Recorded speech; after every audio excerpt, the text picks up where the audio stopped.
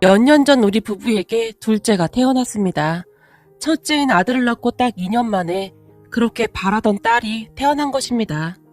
우리 부부는 둘째가 딸인 것이 그렇게 고마울 수가 없었어요. 제 딸이지만 그렇게 예쁠 수가 없었거든요. 우리 시부모님과 시누이도 기뻐서 어쩔 줄을 몰라 했어요. 시댁은 시부모님과 시누이 부부 그리고 조카 둘이 있습니다. 그리고 친정은 부모님과 여동생 부부가 있어요. 남편의 누나, 그러니까 형님에게는 아들만 둘 있었기에 우리 딸은 시댁 가족들에게 예쁨을 한 몸에 받았어요. 우리 딸이 태어난 날 시아버지가 손녀딸이야 손녀딸 덩실덩실 춤을 추실 정도였으니까요. 그런데 잠시 후 친정 부모님과 동생 내외가 우리 딸을 보기 위해 병실로 급히 들어왔어요. 이번에는 누구 닮았니? 김서방 닮았니? 병실에 들어서자마자 엄마가 급히 물었어요. 엄마, 내가 그만하라고 했지? 그런 엄마의 물음에 제가 그만 소리를 지르고 말았어요. 아니, 그냥 물어본 거잖아. 근데 왜 이렇게 발끈하고 난리니?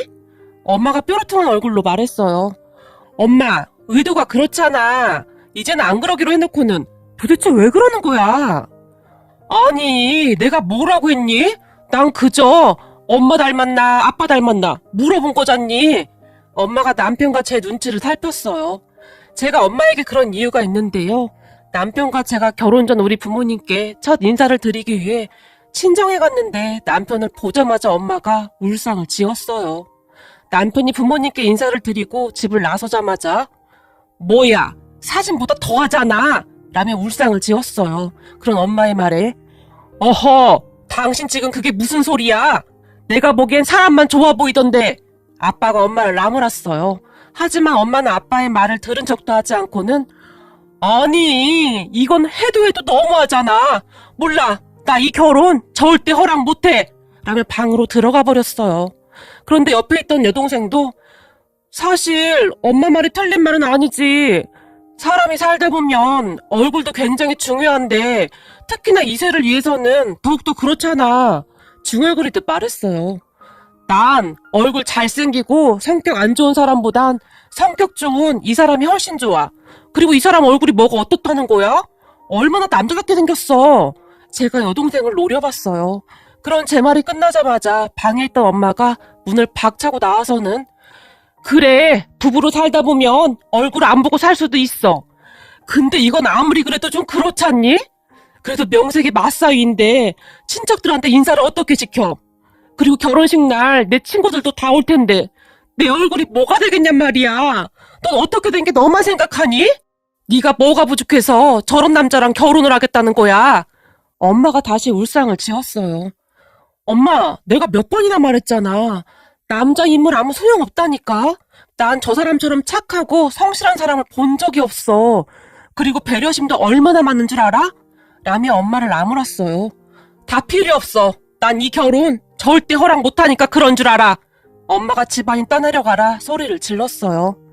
내가 이런 말은 안 하려고 했는데 사실 인물로 따지자면 엄마도 아빠에 비해 많이 부족하잖아.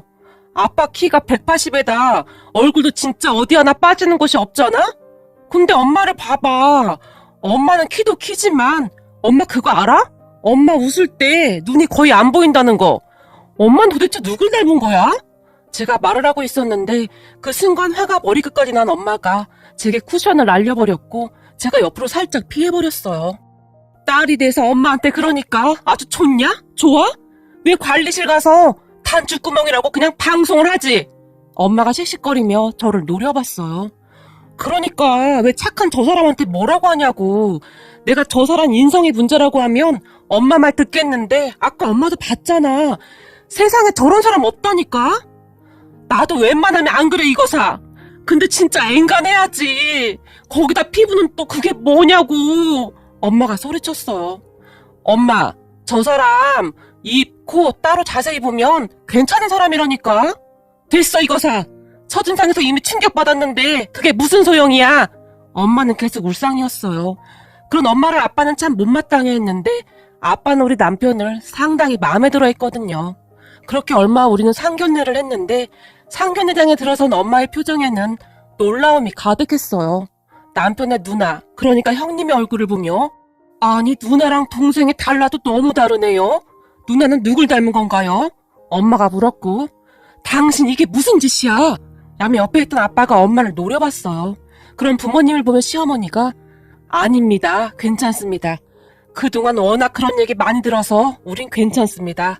우리 딸은 외가 쪽을 닮았고 우리 아들은 친가 쪽을 닮았습니다. 얼굴에 웃음을 띤 채 말했어요. 우리 사이도 외가 쪽을 닮지 하필이면 친가 쪽을 닮아서는 엄마가 혼자 중얼거리듯 말을 했는데 아빠가 엄마를 노려보고 있었기에 엄마가 곧 말을 멈췄어요.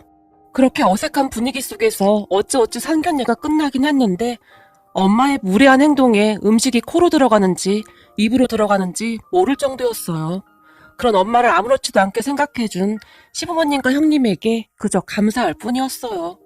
잠시 후 상견례를 끝나고 집으로 돌아왔는데 집에 들어서자마자 아무리 봐도 그 누나라는 사람은 성형수술한 것 같아. 같은 엄마 뱃속에서 나왔는데 누나랑 동생이 어떻게 그렇게 다를 수가 있어? 얼굴 형부터 다 다르잖아. 동생이 확실하다는 듯이 말했어요. 아니거든. 형님 얼굴에 손 하나 안 댔거든. 그냥 딱 봐도 자연미인이구만. 뭔 말도 안 되는 소리야. 제가 동생에게 버럭했지만 우리 둘째 말이 맞는 것 같구나. 아무리 그래도 얼굴이 그렇게 다를 순 없지. 엄마도 옆에서 맞장구를 쳤어요. 아니거든. 형님 애들하고 형님하고 똑같이 생겼거든. 제가 엄마 동생을 노려봤어요. 오늘 애들은 안 데리고 왔으니 내 눈으로 못 봤지만 난 분명히 성형했다의 한 표야. 동생은 계속해서 성형 이야기를 할 뿐이었고 그런 동생의 말에 엄마도 의심하는 듯 했어요. 하지만 둘의 행동에 저는 심한 불쾌감을 느꼈는데요. 사람이 인성이 중요한 거지 그까짓 얼굴이 뭐가 그리도 중요하단 말입니까? 제가 보기엔 우리 엄마와 동생은 친척들과 지인들에게 소개하기 창피하다는 그 생각만 하는 듯 했어요. 그렇게 우리는 엄마와 동생의 축하를 받지 못한 채 결혼식을 했는데요. 그런데 결혼식장에서조차 엄마와 동생은 시종일관 인상만 쓰고 있었는데요. 친척 중 누군가가 사이가 아주 듬직하네요 라고 칭찬을 하기라도 하면 아무런 대꾸도 하지 않은 채 그저 긴 한숨만 내쉬었어요. 그런 엄마를 보며 남편에게 얼마나 미안하던지 눈물이 나올 지경이었어요. 하지만 남편은 그런 제 마음을 아는지 그저 해맑게 웃어줄 뿐이었어요. 거기다 시댁 가족들도 우리 엄마를 별로 상관하지 않는 듯 했고요. 그렇게 시간이 흘러 동생이 결혼할 사람이라며 남자친구를 집으로 데리고 왔는데 동생의 남자친구를 보던 엄마가 아이고 인물이 아주 훤한 게 딱 내 스타일이네 내 스타일이야 라며 싱글벙글했어요. 동생의 남자친구 그러니까 제부는 누가 보더라도 정말 잘생긴 얼굴이었는데 아빠는 그런 제부를 왠지 모르게 못마땅해 했어요. 식사를 하면서도 엄마가 아니 피부가 어쩜 이렇게 좋은 건가? 아주 반질반질한 게 파리가 앉았다가 미끄러지게 생겼네. 모름지기 남자나 여자나 피부가 좋아야 하는 거야. 그리고 피부도 부지런한 사람들이나 관리하는 거지. 게으른 사람들은 피부 관리 이런 거 엄두도 못 낸다니까. 라며 엄마가 우리 남편을 곁눈질로 살짝 바라봤어요. 그런데 그 순간 아빠가 남자는 뭐니 해도 남자다운 게 제일 좋은 거지. 우리 마사이처럼 듬직한 게 좋은 거야. 라고 말을 하고는 제부를 보더니 근데 자네 혹시 얼굴에 여자들이 바르는 그런 화장품 바른 건가? 아까부터 아무리 봐도 그런 것 같던데. 입술도 그런 것 같고. 아빠가 물었어요. 네 맞습니다. 요즘은 다들 조금씩 합니다. 그것도 다 자기 관리거든요. 그래야 경쟁에서도 살아남을 수 있거든요. 사실 회사에서도 얼굴 잘생긴 사람들을 더 선호하고요. 제부가 아주 자랑스럽게 말했지만 아빠는 못마땅한 표정이었어요. 그리고 저도 그런 제부가 썩 마음에 들진 않았는데 어딘지 모르게 음침한 기분이 느껴지기도 했거든요. 다만 엄마만이 그렇고 말고 요즘은 남자들도 관리해야 하거든. TV 나오는 연예인들만 봐도 요즘 화장 안 하는 사람이 어딨어. 다 화장하고 다니지. 아주 잘하고 있는 거야. 난 누가 뭐래도 꽃미남 우리 둘째 사이가 제일로 좋다. 라며 싱글벙글 할 뿐이었어요. 얼마 뒤 동생 부부는 결혼을 했는데 결혼식 때에도 제부는 정말 화려했어요. 신부인 동생보다 제부가 더 돋보일 정도였으니까요. 그런 제부를 아빠는 기가 막히다는 표정으로 바라봤어요. 그 와중에 우리 엄마는 친척들에게 우리 둘째 사이가 연예인보다 더 잘생겼죠? 내가 한이 풀렸다니까요. 라는 말을 하며 이리저리 자랑하러 다니기 바빴어요. 엄마는 제부가 정말 마음에 드는 듯 제부만 보면 항상 싱글벙글이었어요. 그렇게 우리 가족은 큰 문제 없이 하루하루 각자 바쁜 나날을 보내고 있었는데요. 그러던 친정에 큰일이 생겼어요. 엄마 건강에 문제가 생겼는데 아빠 말로는 어느 날부터 엄마가 화장실도 자주 왔다 갔다 하고 아침에 일어나면 얼굴과 몸이 많이 부어있는 것 같다고 했어요. 거기다 속도 메스껍다는 말을 자주 했다는데 아무래도 이상해서 병원에 가봤더니 의사가 큰 병원에 가보라고 했답니다. 그렇게 찾아간 큰 병원에서는 엄마의 신장에 이상이 있는 것 같다며 정밀 검사를 했다는데 정말이지 청천벽력 같은 일이 일어났어요. 어느 날 아빠에게 전화가 왔는데 큰딸, 일을 어쩌면 좋으냐? 라며 울먹이셨어요. 왜? 무슨 일인데? 근데 아빠 지금 울어?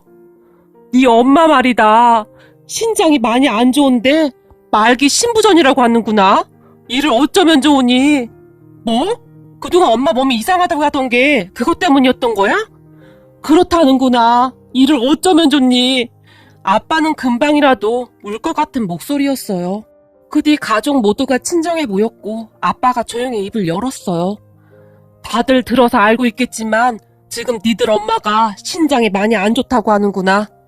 신장 이식을 받아야 할지도 모른다고 하는데 아빠가 말을 하던 순간 제부가 그런 아빠의 말을 싹둑 자르며 우리는 아직 애도 없는데 우리 집사람은 절대 안 됩니다. 처형은 이미 애도 둘이나 있고 하니 처형이 검사 받으면 되겠네요. 라며 제부가 저를 바라봤어요.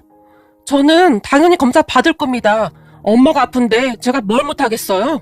제가 말했고 제부와 제 대화를 듣던 동생이 안절부절 못한 채 어쩔 줄을 몰라 했어요. 그런데 그 순간 우리 남편이 장인어른, 제가 알기로는 요즘에는 의료기술이 좋아져서 이런 큰 수술할 때도 혈액형이 같아야 한다거나 그런 건 필요 없는 것으로 알고 있습니다. 그러니까 제 말은 저도 가능하다는 말이죠. 장인어른도 잘 알다시피 우리 집사람은 평소 잔병치레가 많은 사람입니다. 그래서 말인데 그 이식 제가 하겠습니다. 장인어른도 알다시피 제가 건강 하나는 타고나지 않았습니까? 군대도 해병대 나왔고 말입니다. 그러니 제가 하겠습니다. 라며 큰 소리로 말했어요. 그 말에 제가 안 돼! 당신이 그걸 왜 해? 내가 딸인데 내가 하는 게 맞는 거지! 라며 남편에게 소리쳤어요. 그 순간 우리 아빠가 남편을 바라보며 자네 정말 그래줄 수 있겠는가? 라고 물었어요. 아빠, 그게 무슨 소리야? 이 사람이 그걸 왜 해줘야 하는 거냐고. 됐어, 내가 할 거야. 라며 제가 흥분한 채 다시 소리쳤어요. 하지만 아빠는 그런 제 말은 들은 척도 하지 않고는 우리 둘째 사이는 절대 이식 같은 거 못 해주겠다는 말이고. 아빠가 제부를 다시 보며 물었어요. 저요? 저는 절대 못하죠. 저도 평소에 건강이 안 좋아서 맨날 비실비실 되는걸요. 그리고 엄연히 친자식이 있는데 사이가 해주는 것도 참 이상한 거 아니겠습니까? 처형이 이식해주신다고 하니까 그렇게 결론 지으면 되겠네요. 제부가 아무렇지도 않게 아니죠. 아주 당당하게 말했어요. 그런데 말일세 우리 마사이 말대로 우리 큰딸이 평소 건강이 안 좋아서 걱정이니 우리 마사이에게 부탁해도 되겠나? 라며 아빠가 우리 남편에게 물었어요. 당연하죠. 제가 하겠습니다. 그리고 집사람보다 제 신장이 더 건강해서 확률도 훨씬 더 높을 겁니다. 남편이 다시 큰 소리로 대답했어요. 그리고 그 순간 제가 안 돼. 이 사람은 절대 안 돼. 해도 내가 해. 그러니까 내가 검사 받을 거야. 벌떡 일어나서 소리쳤지만 아빠는 다시 한번 제 말은 들은 척도 하지 않았어요. 그럼 이렇게 하는 게 어떻겠나? 알다시피 이게 보통 일인가? 사실 우리 마사이가 참 어려운 결정을 내려준 건데 우리 입장에서는 참 고맙고 미안한 일 아니겠나? 그래서 말인데 우리도 그런 고마운 것에 대한 보답을 하고 싶네만. 내 재산 중에 상당 부분을 마사이에게 넘겨주고 싶은데 둘째 니들은 거기에 동의를 좀 해줘야겠다. 괜찮겠는가? 라며 아빠가 제부와 동생을 바라봤어요. 네, 뭐 전 형님이 이해는 안 되지만 그런 형님에게 재산을 주시겠다고 하면 저희도 동의합니다. 제부가 말했어요. 그럼 이번에 우리 마사이가 수술만 해준다면 마사이에게 그렇게 재산을 주겠네. 아빠가 큰 목소리로 말했어요. 장인어른, 그게 무슨 말씀이세요? 저는 장인 장모님 재산에 관심 하나도 없습니다. 그러니까 안 그러셔도 됩니다. 남편이 당황한 채 말했어요. 아닐세. 그래야 우리 마음이 편할 것 같아서 그렇네. 내가 다시 한번 물을 건데 이번엔 녹음도 다 할 예정이네. 둘째네는 재산 안 받는 걸로 그렇게 알면 되는 거지? 아빠가 다시 물었고. 네, 저희는 장인 장모님 재산 안 받겠습니다. 그 얼마 되지도 않는 재산 받아서 뭐 하겠습니까? 그리고 이게 어디 보통 수술입니까? 우린 건강이 더 중요합니다. 라며 제부가 말했는데 그런 제부의 말을 듣던 아빠의 표정은 뭐라 설명할 수도 없는 그런 복잡한 표정이었어요. 그렇게 집으로 돌아온 제가 남편에게 당신이 이식을 왜 한다고 난리야? 내가 하면 된다니까? 당신 임신하고 우리 아들이랑 딸 낳을 때도 얼마나 힘들어했어. 그런데 그런 당신이 무슨 이식을 해? 난 진짜 건강하니까 내가 해도 돼. 당신 나 몰라? 귀신 잡는 해병대인 거? 그리고 장모님도 내 어머니나 똑같아. 그러니까 그 얘긴 그만하자. 라고 말했는데 평소에는 자상하기만 하던 남편이 정말 냉정한 목소리로 딱 잘라서 말했어요. 그 뒤 저는 하루하루가 심란할 수밖에 없었는데요. 그러던 어느 날 아빠에게 전화가 걸려왔어요. 우리 큰딸이 사람 보는 눈 하나는 기가 막히구나. 아빠가 뜬금없이 말했어요.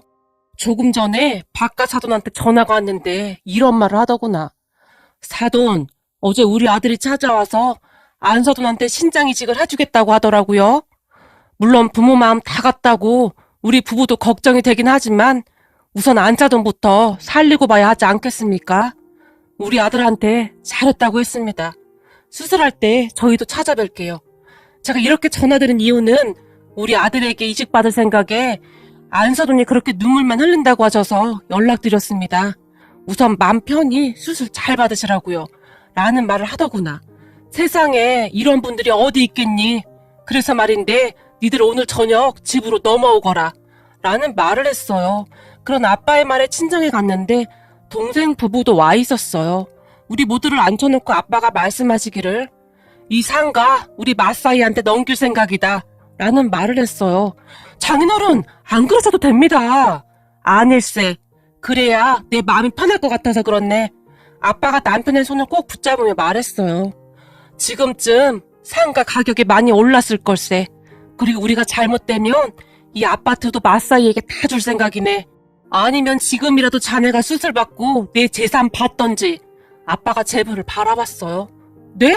아닙니다. 당연히 형님한테 주셔야죠. 순간 제부가 손사래까지 치면서 머리를 가로저었어요. 그 뒤 아빠는 굉장히 빠르게 우리 남편에게 상가를 넘겼어요. 그런데 얼마 뒤 우리는 충격적인 사실을 알게 되었습니다. 사실 엄마에게 신장을 이식해줄 사람이 이미 정해져 있었다는데 그게 바로 우리 아빠였어요. 그러니까 아빠가 수술실로 들어갈 예정이었고 그때 그러한 말을 하기 위해 우리 모두를 불렀는데 제부가 수술을 못한다며 펄쩍펄쩍 뛰는 모습을 보며 이해가 되면서도 왠지 모르게 서운하더래요. 이게 그렇잖아요. 아다르고 어다르다고 제부의 말에 기분이 많이 상하셨던 것 같아요. 그런데 그 와중에 우리 남편은 본인이 수술을 하겠다고 그러고 있었고요. 그래서 아빠가 수술 전에 재산을 조금씩 정리하신 것 같았는데 혹여나 수술이 잘못돼서 아빠가 깨어나지 못하신다면 믿을 사람이 우리 남편밖에 없다는 생각을 했던 것 같아요. 사이도 자식인데 우리가 감히 어떻게 자네한테 이 위험한 수술을 시키겠는가.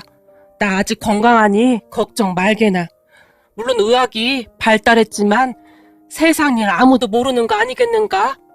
혹시나 내가 잘못되면 자네가 잘 좀 보살펴주게나.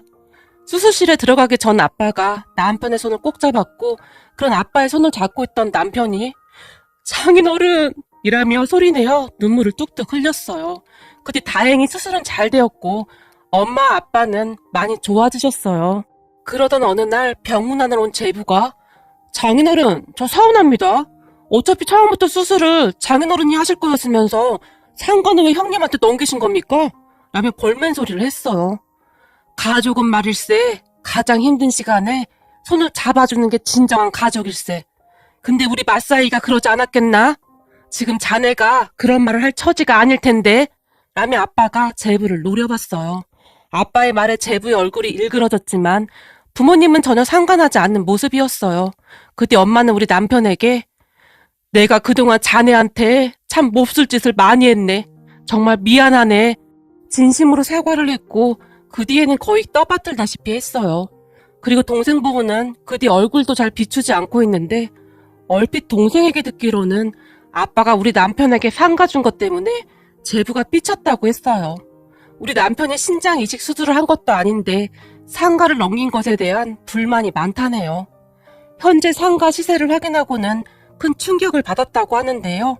그 말에 다시 한번 정이 뚝 떨어졌어요. 이 와중에 상가 시세를 확인해보다니요.